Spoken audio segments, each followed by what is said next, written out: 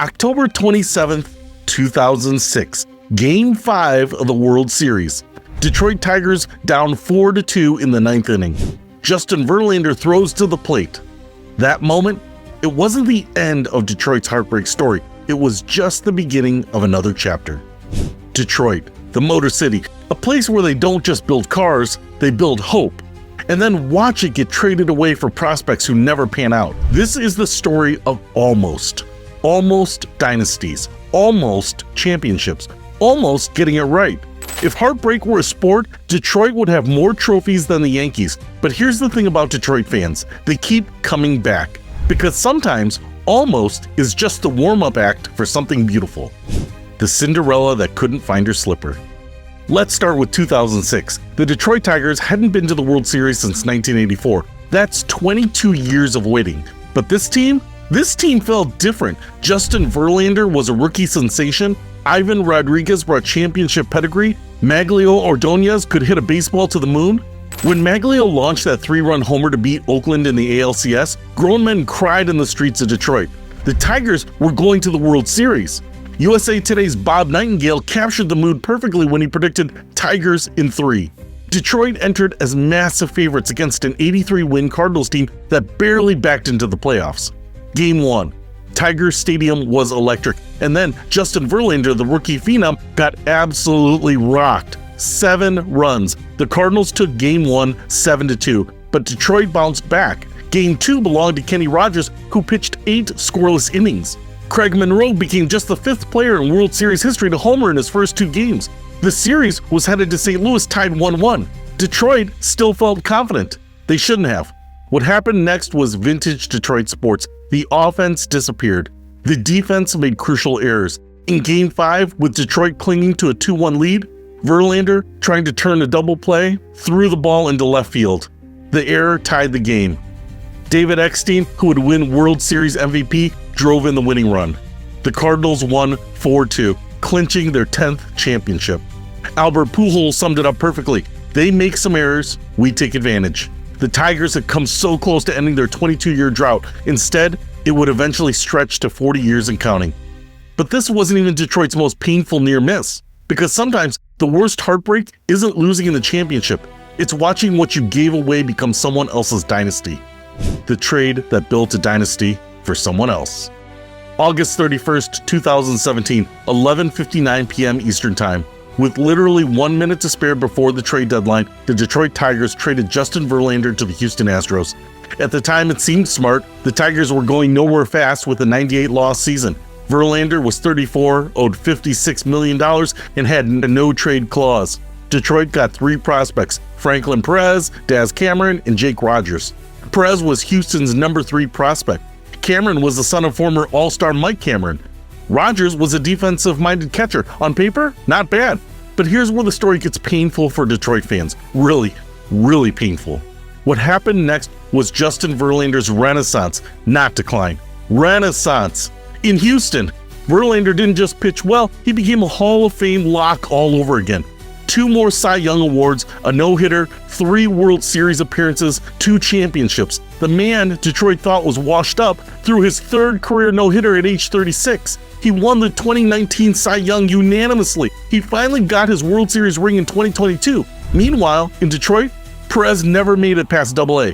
Cameron hit 201 in 73 games before being waived. Rogers became a backup catcher. The numbers are staggering. In Houston, Verlander generated 21.6 wins above replacement. The 3 prospects Detroit got, -0.1 WAR combined.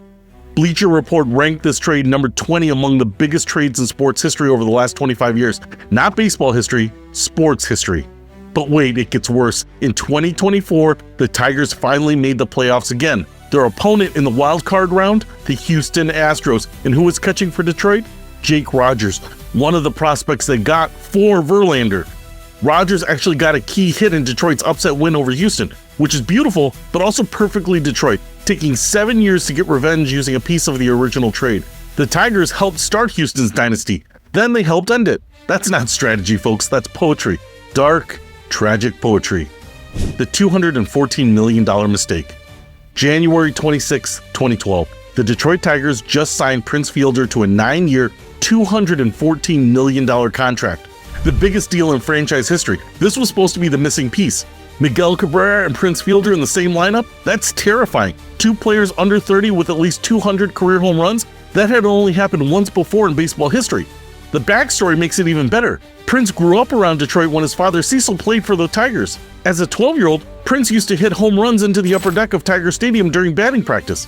Tigers Hall of Fame Al Kaline watched those batting practice sessions. Years later, he said, "You can't ever say you know a 12-year-old who will hit 40 or 50 home runs someday," but Prince was unbelievable. The signing happened because Victor Martinez tore his ACL working out. Mike Ilitch, the Detroit Tigers owner, turned a disaster into an opportunity. He had been trying to get Prince since the 2002 draft when Detroit picked one slot behind Milwaukee. The first year was everything Detroit hoped for. Fielder hit .313 with 30 home runs. The Tigers won the division and reached the World Series again. But then came the 2012 World Series against San Francisco. Fielder was terrible. One hit in 14 at-bats. The Giants swept Detroit in 4 games. Still, one bad series doesn't define a contract. Fielder was durable, productive, and just 28 years old. The future looked bright. Then came November 2013. Less than 2 years into that 9-year deal, Detroit traded Fielder to Texas for Ian Kinsler. The Tigers were still paying $76 million of Fielder's remaining salary. They essentially paid $76 million for 2 seasons of Prince Fielder and Ian Kinsler. Fielder played 3 more seasons in Texas before a neck injury ended his career at 32. He played 289 games total for the Rangers. Detroit paid him $214 million for 324 games over 2 seasons. The math is brutal. Detroit paid roughly $660,000 per game for Prince Fielder, and they never won a championship with him. And here's the really painful part. Fielder was exactly what Detroit thought they were getting. A durable, productive slugger. The contract didn't fail because Fielder was bad. It failed because baseball is cruel and injuries happen.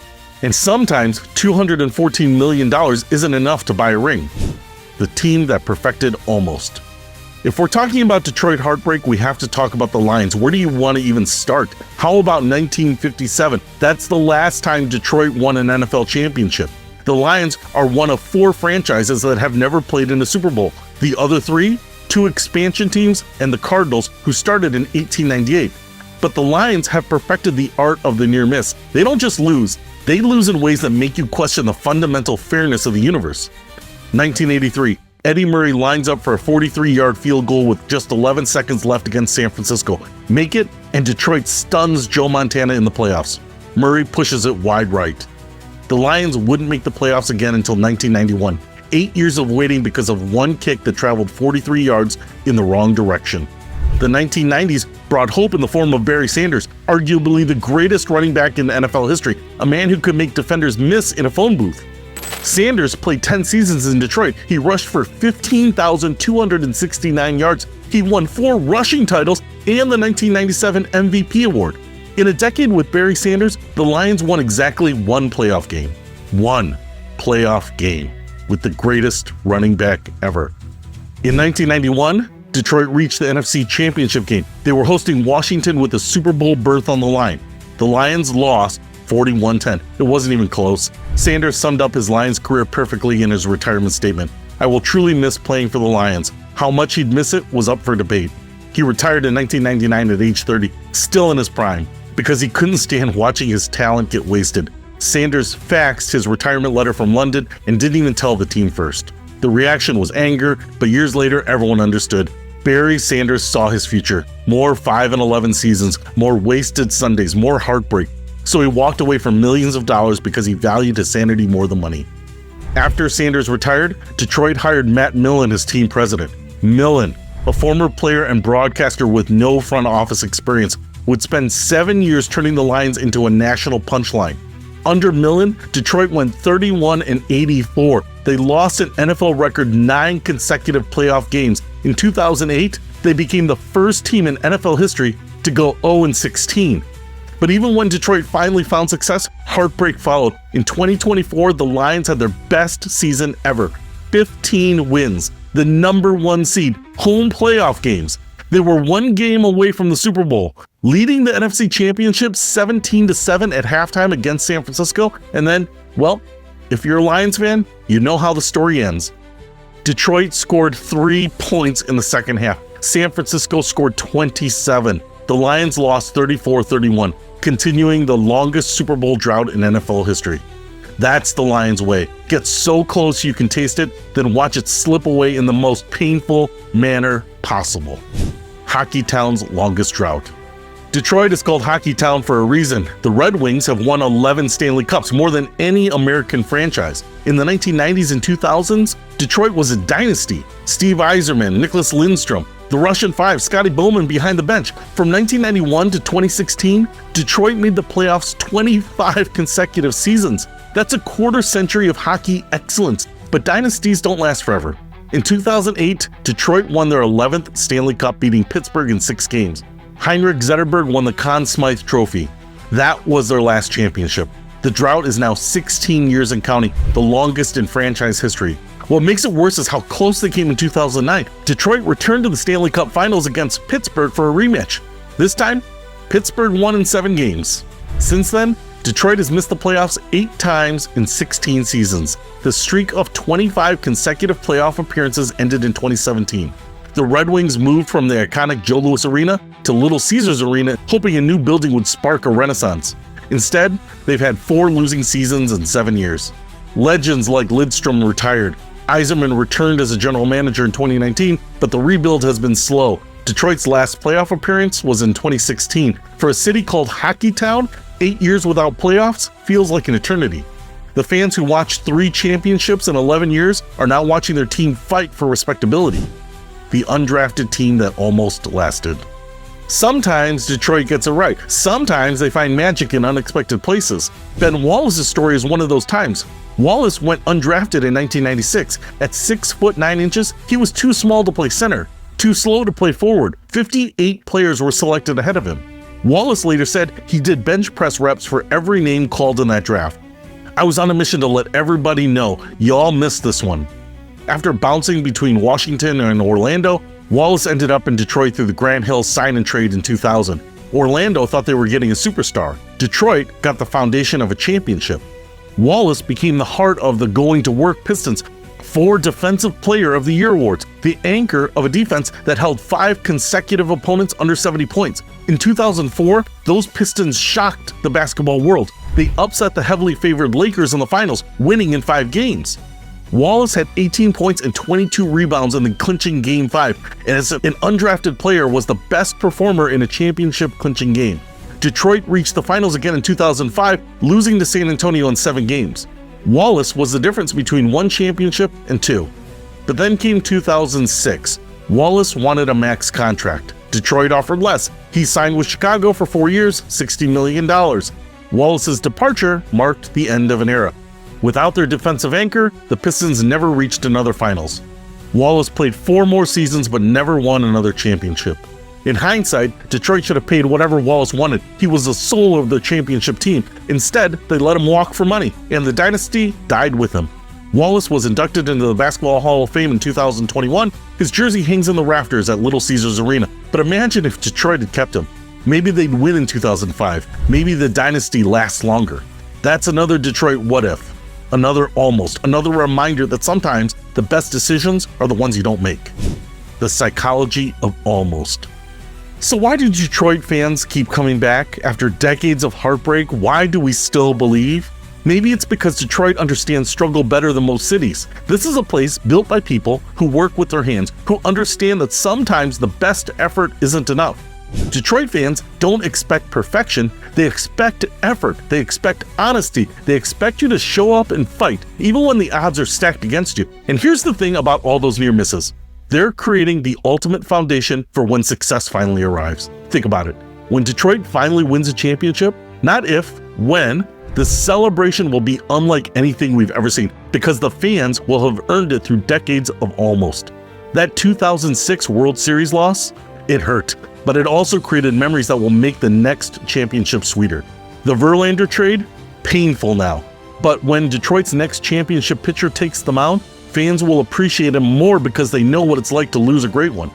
Every heartbreak is building towards something bigger. Every almost is teaching Detroit fans to appreciate the journey, not just the destination. What's next? Detroit sports are about more than wins and losses. They're about resilience and showing up when things get hard. About believing in next year when this year breaks your heart. The 2006 Tigers taught us that getting there matters. The Verlander trade taught us that sometimes you have to let go to move forward. Prince Fielder taught us that money can't buy championships, but it can buy hope. Barry Sanders taught us that individual greatness isn't always enough. Ben Wallace taught us that sometimes undrafted means underestimated. The Lions taught us that 1957 was a really, really long time ago. But most importantly, Detroit sports have taught us that almost is not the end of the story. It's the beginning of the next chapter. Because somewhere in Detroit right now, there's a kid wearing a Tigers jersey who's going to pitch in the World Series. There's a Lions fan who's going to see their team in the Super Bowl. There's a Red Wings fan who's going to watch them raise another Stanley Cup. That's the thing about Detroit. They don't just build cars here. They build dreams, and sometimes dreams take 70 years to come true. But when they do, when Detroit finally breaks through, when almost becomes actually, the celebration will be worth the wait, because in Detroit, we don't just survive the almost, we use it as fuel for the actually.